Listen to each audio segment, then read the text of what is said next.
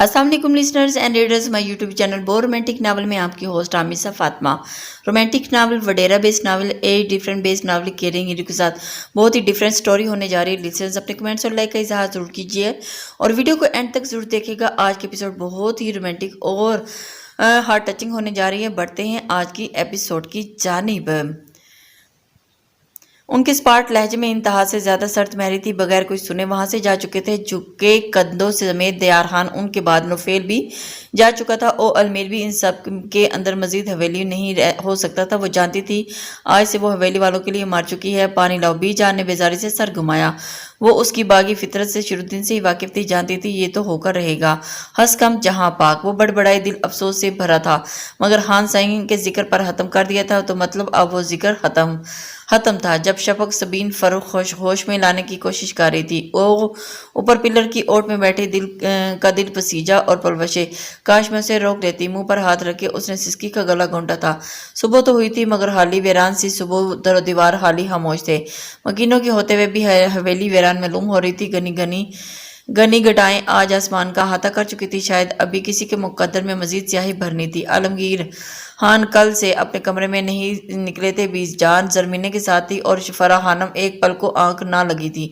सो तो असपंद भी तो एक पल को नहीं सोया था। सारी रात वो बेयकीनी की आग में जलता रहा था और हर करवट उसकी रगे जान पर मजीद मैशर बर्पा करती जा रही थी। उसकी आंखें सपाट और खामोश थी। लब आपस में बेबस थे। धड़क धड़क कर दिल का बुरा हाल हो रहा था। आहर बेबसी थी। बेबसी से वो उठ बैठा। सर हाथों में दिए सिसक उठा था। वो 29 साल का मर्द हजारों की तरह रो रहा था। क्यों क्यों क्यों अल्लाह, मेरी मोहब्बत तो सच्ची थी ना। फिर ए अल्लाह, वो कैसे ऐसा कर सकती है। मेरे जज्बात उसके सामने थे। फिर क्यों। उसने सर हाथों में गिरा लिया था। जहन में कुछ अरसा पहले का वाकया आया। वो ज़नानखाने की तरफ जा रहा था जब उसे जालियों के पार से अफ्तनान की खनकती आवाज़ सुनाई दी थी। मैं फिर से शादी कर लूंगी, कोई तो मुझे आगे बढ़ने की इजाज़त देगा। कुछ साने के बाद उसे याद आया, मम मैं भाग जाऊंगी। उसने खिलखिला कर कहा था। स्पंद में मुठियां पेची। वो मजाक में भी तो ऐसा कह सकती थी जबकि उसे पलवशे का अस्तगफिरुल्लाह सुनाई दिया था। उसने खिलखिला कर कहा था, वो भी तो ऐसा नहीं मिलता। ढूंढने वाला बेफिक्री हुई। पलवशी की आवाज में हंसी बोल रहे थे। बिल्कुल उसे लगा वो हंसी है। उसे कुछ सुकून महसूस हुआ। उसे लगता था वह मजाक कर रही थी मगर उसके वहमो गुमान में भी नहीं था कि ये सब सच होगा। क्यों किया तुमने ऐसा? क्यों? मैं तुम्हें रोकता तो नहीं। वो बेबसी की इंतहा पर था। उसका हाथ वो संगदिल अल्फाज आंखों के सामने घूम रहे थे। वो रात उस पर क्यामत की रात बनकर टूटी थी। सारी रात वो खामोशी से कुलिस्ता रहा और उसने कभी सिगरेट को हाथ नहीं लगाया था मगर उस पूरी रात सिगरेट पीता रहा और दिल की खोलन निकालने में वो अपना आप जलाता रहा। सांस चल रही थी मगर उसे अपने जिंदगी होने पर यकीन भी नहीं था। वो अपने आप को इस कदर बेबस महसूस कर रहा था। वो कब से वहां बैठी थी, उसे कोई होश नहीं था। कितने लम्हे बीत गए थे, उसे इल्म नहीं था। वो यूं ही बैठी रही साकत सी। अपने इतनी वो जान गई थी कि वो किसी के बदले की भीड़ चढ़ने वाली है। मगर क्यों? वो क्यों? वही क्यों? फिर दिमाग में ओ अलमीर की आवाज़ गूंजी थी, तुम सरदार आलमगीर की लाडली पोती हो, ये है तुम्हारा कसूर। भूख मर चुकी थी। हर एहसास खत्म हो रहा था। मैं क्या करूं? मैं हवेली लौट पाऊंगी या नहीं? अगर सब ने यकीन कर लिया तो मैं अपनी मर्जी से घर छोड़कर आई हूं तो क्या होगा? उसके होंठों पर एक उदासी छा गई। दाजी मुझसे तो मोहब्बत करते हैं ना। वो मेरे लिए कुछ बुरा नहीं सोचेंगे, मुझे मालूम है। बस मैं किसी तरह हवेली चली जाऊं ओ तो इस अलमीर की पोल खोल दूंगी। मुनाफिक ज़हन में मुख्तलिफ सोचें गड़बड़ हो रही थी। अपनी सोचें में गुम वो तब चौंकी थी जब दरवाज़ा खोलकर ओ अलमीर अंदर दाखिल हुआ। उसकी जानिब हल्की सी मुस्कुराहट उछाली। कफ लिंक बंद करता सामने से कुर्सी पर जा बैठा। अरे तुम तो आजादी हो, नीचे बैठना तुम्हारी शान की नफी है, ऊपर बैठो ना। वो आम से लहजे में बोला। वो चौंकियों से ख्याल गुजरा कि अब तक नीचे बैठी थी, क्या सोच रहा होगा। अब तक उसने हार मान लिया। वो जल्दी से उठ खड़ी हुई थी। मेरा झुमका खो गया था इसलिए वो ढूंढ रही थी। वो जल्दी से बोली थी मुबादा कि उसे कमजोर न समझ बैठे। हल्का सा नकाब अभी भी कर रखा था। ओ अलमीर ने तंजिया अंदाज में उसकी जानिब देखा। मैंने पूछा तीखे अंदाज में सवाल करी, आपको बताया भी नहीं है आप? बस मुझे अभी हवेली छोड़कर आए। मैं दाजी को और असपंद को आहिल लाला आपको शिकायत करूंगी। मैं आपका पोल खोल दूंगी। झूठे मकार आदमी। वो तनफर से हल्की आवाज में बड़बड़ाई। वो एक झटके से उठा और उसकी जानिब चला आया और उसकी आधा देकर अफ्तनान के कदम पीछे की जानिब सिरके थे। खड़ी रहो यहीं, वो सख्ती से बरतनी पड़ेगी मुझे। उसके इस वक्त बोलो, क्या बोल रही थी तुम? जरा बोलना। वो जानती थी कि इसका मकसद सिर्फ इसे जिज करना था। तभी हिम्मत मुजतमा کرتے اس کے سامنے ڈٹ کر کھڑی رہی، البتہ ہتھیلی میں پسینہ آ چکا تھا۔ جانے دے مجھے، وہ رکی تھوک نگلا، پھر جی اکڑ کر بولی، میں کہہ رہی ہوں او المیر۔ اس کی بات پر سر جھٹک کر ہنس دیا، جیسے کسی عجیب سی نہ پوری ہونے والی ضد پر کہہ رہی ہو۔ اس نے گہری آنکھیں کھولی، اور مجھے بہت جلدی ہے تمہیں جانے کی۔ سوال میری شادی جو ہے، اس نے بے تکا جواز پیش کیا۔ او المیر نے گہرا سانس، ایک شرط پر حویلی لے جاؤں گا تمہیں، ہے نہیں تھی؟ اس کی آنکھوں میں جھانکتے ہوئے اس نے جانچا تھا۔ وہ جلدی سے بولی، اب حویلی جا کر اس آدمی کا رائے پاش کر، نکاح ہے آج ہمارا، اس کے بعد میں خود تمہیں لے جاؤں گا حویلی۔ وہ اسے ایسے دیکھنے لگی گویا اس کا دماغ چل چکا ہو۔ اچھا مذاق ہے، بلکہ بےہودہ مذاق ہے۔ وہ تنفر سے بولی۔ او المیر نے نفی میں سر ہلا دیا، نہیں، تم لوگوں کے ساتھ مسئلہ کیا ہے بتا ہے؟ تم حویلی والے ہر شے کو مذاق سمجھتے، وہ انسان ہو، جذبوں ہو یا کوئی بات ہو، مگر میرا مسئلہ جانتی ہو کیا ہے؟ اپتنا نے نفی میں سر ہلایا۔ اب اللہ 2 دن پہلے ملے شخص کا مسئلہ وہ کیا جانے؟ میں حد سے زیادہ سنجیدہ ہوں ہر معاملے کو لے کر، اور جب میں نے کہہ دیا کہ نکاح ہوگا تو مطلب ہوگا۔ آپ کا دماغ تو نہیں چل گیا؟ کیا بےہودگی ہے یہ؟ اس کا بس نہیں چاہ رہا تھا کہ انسان کا سر پھوڑ دے۔ اب تک یہ مصلحت سے کام لے رہی تھی، سوچا گھر کا مسئلہ ہے، بآسانی حل ہو جائے گا، مگر اس کے ذہن میں تو یہ سب چل رہا تھا۔ اس نے سوچا بھی نہیں تھا۔ بےہودگی نکاح کو نہیں کہتے، تمیز کے دائرے میں رہو خانزادی اپتنان دیار خان۔ نکاح تو مقدس رشتہ ہے، اس کا تقدس تو پامال نہ کرو۔ وہ سنجیدہ لہجے میں ہر لفظ پر زور دیتے ہوئے بولا تھا۔ اپتنان کو اس کے لہجے سے خوف محسوس ہوا، جبکہ اس کی انگلیاں ایک بار پھر اپنے بازوں کی جلد سے کستی ہوئی محسوس ہوئی، اور اس نے اس کی گرفت کو سخت کیا۔ وہ سسکی، مگر وہ بے نیازی سے اس کی آنکھوں میں جھانکتا رہا۔ بری آنکھوں میں غصہ سنجیدگی تھی، مگر گہری آنکھیں حیران معلوم ہوتی تھی۔ صرف 2 راستے ہیں تمہارے پاس، یا نکاح کرو یا ساری زندگی یہیں پڑی رہو۔ حویلی والے تو تمہاری ہاک بھی نہیں پا سکیں گے، سمجھی تم؟ ایک جھٹکے سے اس کا بازو چھوڑا۔ وہ سنبھلی اور بازو پر ہاتھ رکھے سخت نظروں سے اسے دیکھا۔ اب یہ گھورنا بند کرو، 1 گھنٹے تک مولوی صاحب آ رہے ہیں۔ اسے حیران چھوڑے وہ یہ جا وہ جا، وہ پاس سے ہی بستر پر ڈھہ سکی تھی، سر ہاتھوں میں گرائے وہ حیران اور پریشان تھی۔ اب میں کیا کروں یا اللہ؟ اس نے نفی میں ادھر ادھر سر ہلایا، اٹھ کر وہ ارد گرد ٹہلنے لگی بے چینی اور بے سکونی سے۔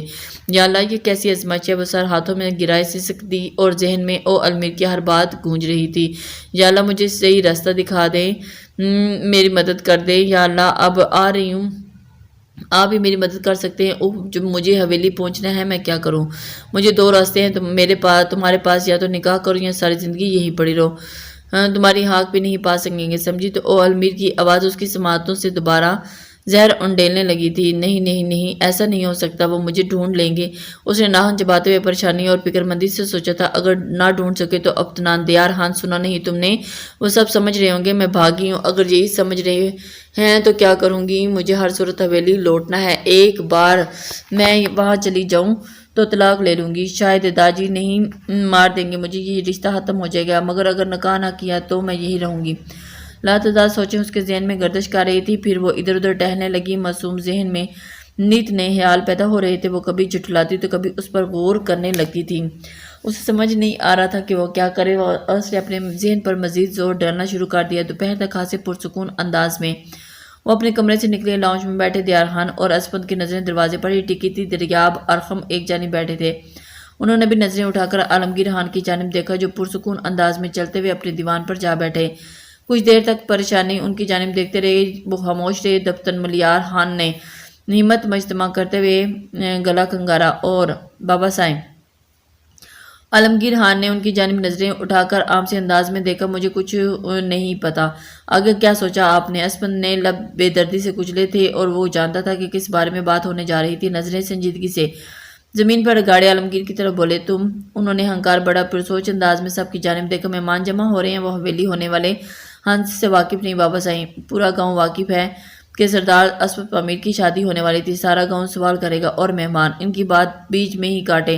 عالمگیر خان نے ہاتھ اٹھا کر انہیں روکا، پھر تحمل سے بولے، شادی تو اب بھی ہوگی۔ وہ پریشانی کے ملے جلے پرسکون ٹھنڈا لہجہ، سب نے چونک کر ان کی جانب دیکھا۔ اسپند نے حیرت سے ملے جلے تاثرات لیے، خود پر ضبط کیے، کہیں پیرے بٹھائے انہیں دیکھا، جو دیوان کے پشت پر ٹیک لائے، حقے کی نال ہاتھ میں تھامے مزید بولے، وہ نہیں، 3 شادیاں ہوں گی۔ ملیار خان، ارمغان خان اور ارحم جانب دیکھا، جنہوں نے سادگی سے ان کی جانب دیکھا، پھر کمرے میں آ چکا، اور اب کی بار چہرے پر حاسی سنجیدگی تھی۔ قدم قدم چلتا وہ بستر پر قریب آ رکا۔ کیا سوچا ہے پھر تم نے؟ مولوی صاحب آ چکے ہیں۔ سوال بھی داغا گیا تھا اور آگاہ بھی کیا گیا تھا۔ اپتنان نے خود پر ضبط کیا، کیا کر سکتی ہوں، فی الحال تو پنجرے میں قیدی پنچھی ہوں جس کے پر کاٹ دیے گئے ہوں۔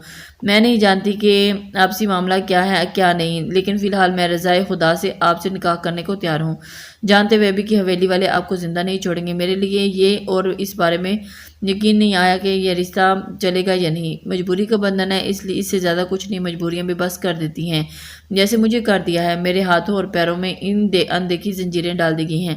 میں تیار ہوں اس نکاح کے لیے۔ اس نے سنجیدگی سے بات مکمل کی اور پھر الامیر یکٹیر اسے دیکھ رہا تھا۔ اسے افتنان سے اتنی گہری باتوں کی توقع تو نہ تھی۔ شروع دن میں اب تک وہ تمام حرکتیں دیکھ کر اسے نہ سمجھ گردانتا تھا۔ ہم نہیں جانتے، اکثر نہ سمجھ رکھنے والے لوگ اکثر زندگی کا گہرا سبق دے دیتے ہیں، جیسے وہ دے چکی تھی۔ دماغ کی سوچوں کو چھڑکتے وہ ملحوظ انداز میں مسکراتے ہوئے، اور 2 نہیں 3 شادیاں ہوں گی، پرسکون لہجے میں کہا گیا۔ وہ سب حیران سے انہیں دیکھ رہے تھے، جو نہ جانے اب کیا کہنے والے تھے۔ ارمغان اور انگیزہ۔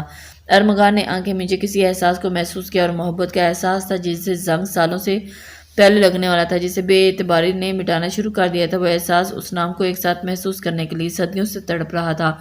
پلوشے اور دریاب۔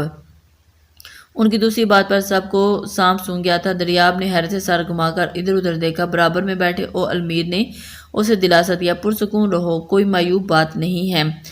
وہ ہلکی آواز میں بولا، مگر دریاب اس اچانک رشتے پر ششدر سا رہ گیا۔ نامحسوس انداز میں اس نے گال پر ہاتھ رکھا۔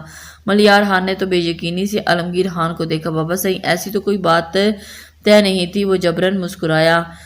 مزید اس حویلی میں کسی دختر کو چھوٹ دینے کے حق میں نہیں ہوں۔ کل ہوگی، آئندہ موقع ملتے ہی یہ چلی جائے گی۔ اسپند نے دکھ سے آنکھیں میچی۔ زنان خانے میں سب عورتیں لاؤنج میں بیٹھی تھیں۔ بی جان اس بات پر پرسکون انداز میں پان چبانے میں مصروف تھی۔ جالی تھامنے کھڑے پلوشے کی گرفت چھوٹی اور سن سی کھڑی رہ گئی تھی۔ خود باقی سب بھی حیران تھی۔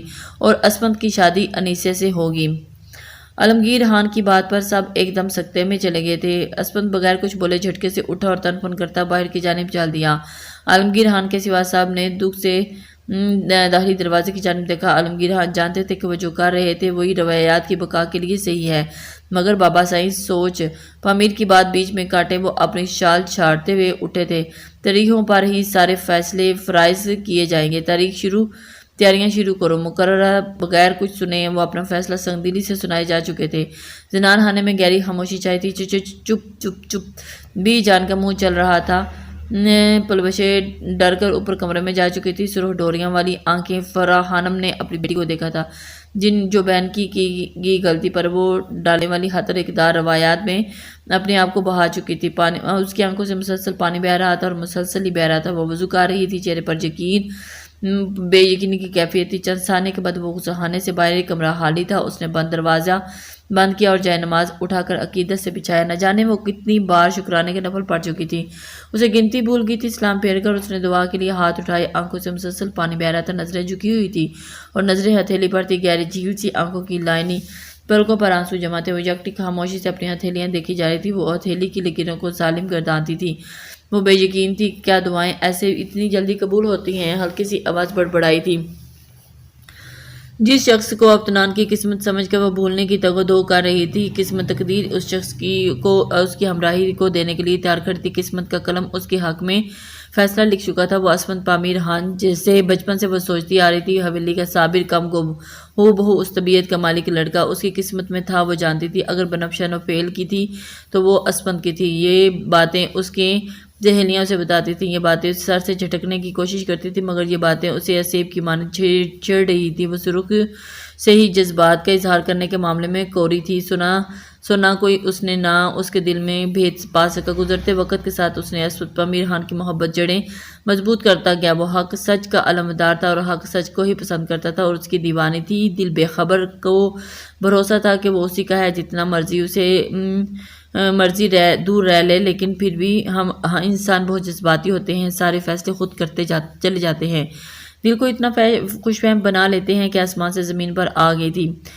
پیروں تلے زمین کا کھسک جانا کیا ہوتا ہے وہ جان چکی تھی، اور اس کی بہن قسمت تھا اس کا حال میں اسے بھول جانا تھا۔ ان گزرے اتنے برسوں میں کوئی اس کے دل کا راز جان نہ پایا تو آگے کیسے جان پائے گا؟ وہ انیسہ دیار خان کی لا حاصل محبت ماضی کا ہی باپ بن کر ماضی میں ہی رہ جائے گی، مگر محبت سچی ہو تو روپ رب کن کہہ دیتا ہے۔ محبت کی قسمت میں وصال ہو تو ہجر بھی جتنا طویل ہو وصال سے جیت نہیں پاتا۔ قسمت کا لکھا اور ایک بار حقیقتاً اسپن پمیرحان کو اس کی قسمت میں لکھ چکا تھا، اور ایک محبت میں ماری تھی اور ایک محبت کے ہاتھوں شکست کا کھایا انسان۔ وہ محبت کی ماری پر یقین تھی کہ اس کے دل میں جگہ بنا لے گی، اور اس کی جھیل سی آنکھوں سے بہتا ہوا ہر آنسو موتی تھا، تشکر کا موتی تھا، اور وہ ہاس تھا اس کے لیے اور اس کی زندگی کا ایک تھا اور وہ دلی رضامندی سے او المیر دکدار کو اپنے نکاح میں قبول کر چکی تھی، اور اس کا یہ ماننا تھا کہ زندگی میں درپیش آنے والے تمام حالات میں اللہ کی مصلحت ہوتی ہے، اسی سبب وہ زندگی میں آنے والی ہر پریشانی کو بھی صبر سے قبول کر لیتی تھی۔ اگر اسے حویلی جانے کا لالچ ہوتا تو شاید یہ نکاح نہ کرتی، مگر اگر مجبوری ہوتی تو اپنے رب کی رضا مان کر وہ اسے قبول کر چکی تھی۔ لمحوں کا کھیل تھا اور افنان دیار خان لفتران او المیر خان بن چکی تھی۔ دل میں کوئی جذبہ نہیں تھا، مگر آنے والے وقت کو پریشان تھی، اور اسے حویلی جا کر صاحب کو بے گناہی کا ثبوت دینا تھا۔ او المیر کا راز پاش کرنا تھا، داجی سے اصل وجہ معلوم کرنی تھی، اور اسی دوپٹے کا گھونگھٹ اوڑھے سر جھکائے وہ بہت ہی سوچوں میں گم تھی۔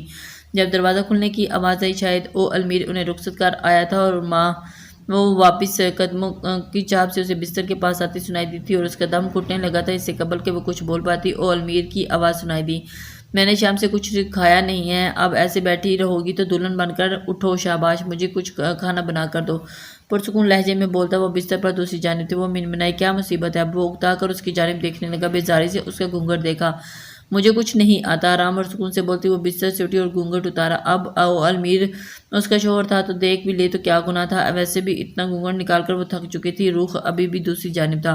کیا مطلب ہے کچھ نہیں آتا؟ وہ تب گیا تھا، اگلے ہی لمحے بستر سے اترا اور اس کے مقابل آ کھڑا ہوا۔ افنان نے بچوں کی طرح ناک سکوڑ کر ادھر ادھر دیکھا، پھر نظریں اٹھا کر اس کی جانب دیکھا جو یکٹک اس کی جانب دیکھ رہا تھا۔ وہ ہچکچائی، گہری سانس، سیاہ آنکھیں جس میں او المیر نے اپنا آپ ڈوبتا ہوا محسوس، ادھر ادھر دیکھنے میں مگن تھا۔ وہ اپنی لائنی پلکیں بھی ساتھ ارد گرد کا طواف کر رہی تھی، کمان جیسی بھویں گھڑی، تیکھی ناک اور باریک پنکھڑی کی مانند، گلابی ہونٹ اور سفید گال جن پر لالی کثرت سے زیادہ تھی، چہرے کی معصومیت جو حد سے زیادہ تھی، اور جس چیز نے سب سے زیادہ او المیر کا دھیان بھٹکا تھا وہ اس کے فروزے کی لونگ جو ناک میں موجود تھی اور اس کی شان بنی بیٹھی تھی، گویا بنی اس چاند سے چہرے کے لیے تھی۔ اپنی ماں کے بعد وہ آج دوسری سب سے زیادہ حسین عورت کو دیکھ رہا تھا۔ کیا دیکھ رہے ہیں آپ؟ لندن میں لڑکیاں نہیں تھی؟ اس کے بیزار لہجے پر وہ چونکا تھا، پھر سر جھٹکا، تھی بہت ہی اور حسین بھی تھی۔ خود کو اس کیفیت سے نکالا اور جس میں وہ پڑھ کر دل و دماغ کو خوش فہم ہو رہے تھے، مقابل کوئی اور ہوتا تو وہ بہک جاتا، مگر او المیر دکدار خان اسے اپنے جذبات پر بند باندھنا خوب اچھے سے آتا ہے۔ آپ نے کہا تھا نکاح کے بعد حویلی چھوڑ آئیں گے، اب چلیں۔ اس نے دوبارہ سر پر دوپٹہ اوڑھا اور سنجیدگی سے بولی، تمہیں لگتا ہے کہ میں تمہارے حکم کا پابند ہوں؟ تمہاری رائے لوں گا اور تم یہاں سے تب ہی جاؤ گی جب میرا دل کرے گا۔ وہ سنجیدگی سے بولا، میری سوچ سے زیادہ گھٹیا ابھی چھوڑ کر آئیں مجھے حویلی، آپ کے دل میں ایسی کی تیسی نکلے آپ۔ وہ تنفر سے گویا ہوئی اور المیر تنزیہ انداز میں بولا، یقین جانو مجھے کوئی فرق نہیں پڑتا۔ وہ ملحوظ انداز میں اس کی آنکھوں میں جھانکتے ہوئے بولا، مجھے حویلی چھوڑائیں ورنہ آپ کا جینا حرام کر دوں گی۔ اس نے گردن اکڑا کر کہا۔ او المیر اس کے بچوں والے انداز میں ہنس پڑا، سر جھٹک کر ایسے جیسے کوئی لطیفہ سنا گیا ہو۔